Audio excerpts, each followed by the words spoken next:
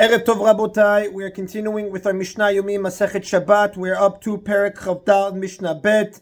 Today's Mishnayot should be Leilu Nishmat Neria ben Svetlana Aranbai Neliyahu ben Burcha Israel of Menuchatam Began Eden. Amen. Generally, activities requiring significant effort are prohibited on Shabbat, even when no melacha is involved. However, the rabbis allowed one to prepare food for his animals, even if it involves significant effort, and the following Mishnayot define the limits of this permit. Matirin pikieh amir lifnei bema. We may untie bundles of straw tied at both ends for an animal to eat. Now, the Tosfot Yom Tov explains that the straw in this case is tied with knots of a sort that may be untied on Shabbat. Now, since the animal cannot eat the straw while it's tied at both ends, one is permitted to untie the bundles on Shabbat in order to make them edible, but scattering the straw after untying it so that it will release an appetizing scent for the animal to smell is prohibited, since the animal will eat the straw even if this is not done. And the commentators explain, since the animal can eat the straw without this improvement, the effort needed to scatter the straw is unnecessary and may not be performed on Shabbat.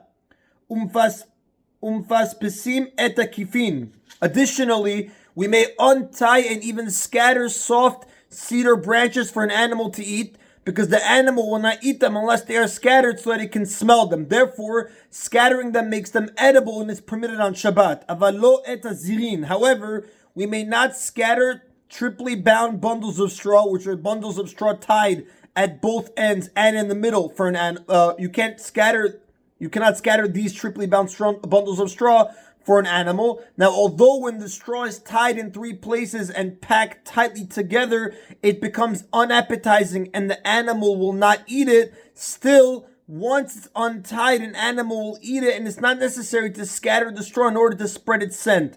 And therefore, it's not permitted to go to the effort of scattering it. Now, one might have thought that triply bound straw, which warms and loses all scent because it's so tightly tied, must be untied and scattered to make it edible. Therefore, the Mishnah teaches that just like doubly bound straw, untying it is sufficient to render it edible, and scattering it therefore is forbidden. En meraskin lo et hashachat velo et hecharuvin lifnei behema.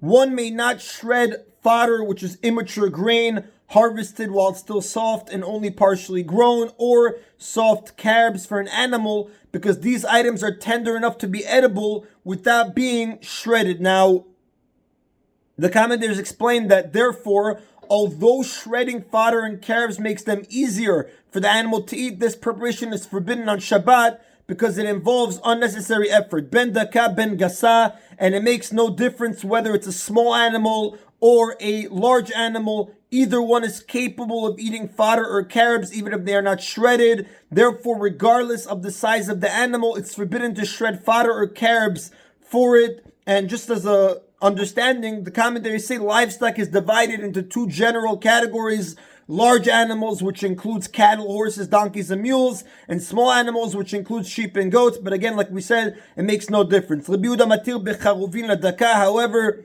Rabbi Yehuda permits shredding carbs for a small animal, and the commentators explain a small animal's teeth are themselves small, so Rabbi Yehuda holds that it's too difficult for such an animal to chew through carbs unless they are first shredded, and shredding them therefore makes them edible, which is permitted. However, the Rav does tell us, Rabbi Yehuda, that Lecha does not follow Rabbi Yehuda, and that is in Rabotai of Mishnah Bet. Mishnah Gimel now continues its discussion of feeding methods that are forbidden on Shabbat because they involve significant effort. En ofsin et gamal velo dosin. One may not force feed a camel large amounts of food or even smaller amounts of food on Shabbat by pushing the food down the camel's throat far enough that it can no longer bring the food back up, because since this involves significant effort, it is prohibited on Shabbat. And the commentaries explain that the word ofsin comes from evus, trough, meaning one may not stuff the camel with so much food that he creates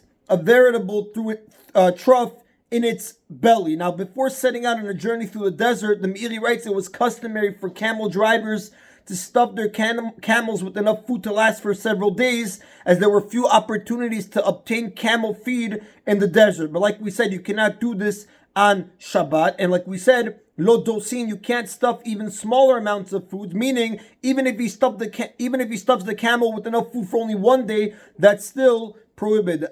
Aval malitin, however, he may put food down its throat to a point from which the camel can still bring it back up, because this does not involve significant effort. Then mamrim et hagalim aval malitin. One may not fatten calves by force feeding them, meaning by pushing food down their throats far enough that they can no longer bring it back up.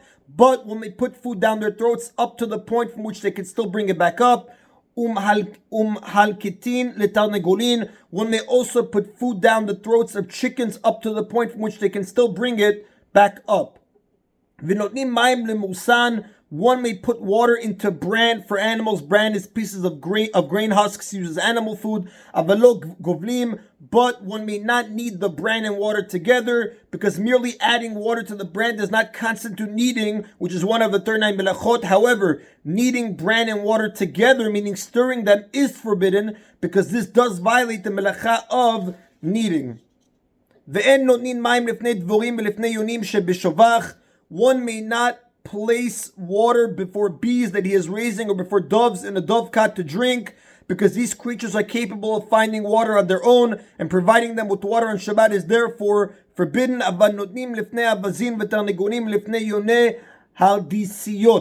However, one may place water before geese, chickens, and Herodian pigeons, which are a kind of domestic dove named after King Herod, who raised doves of this type in his palace.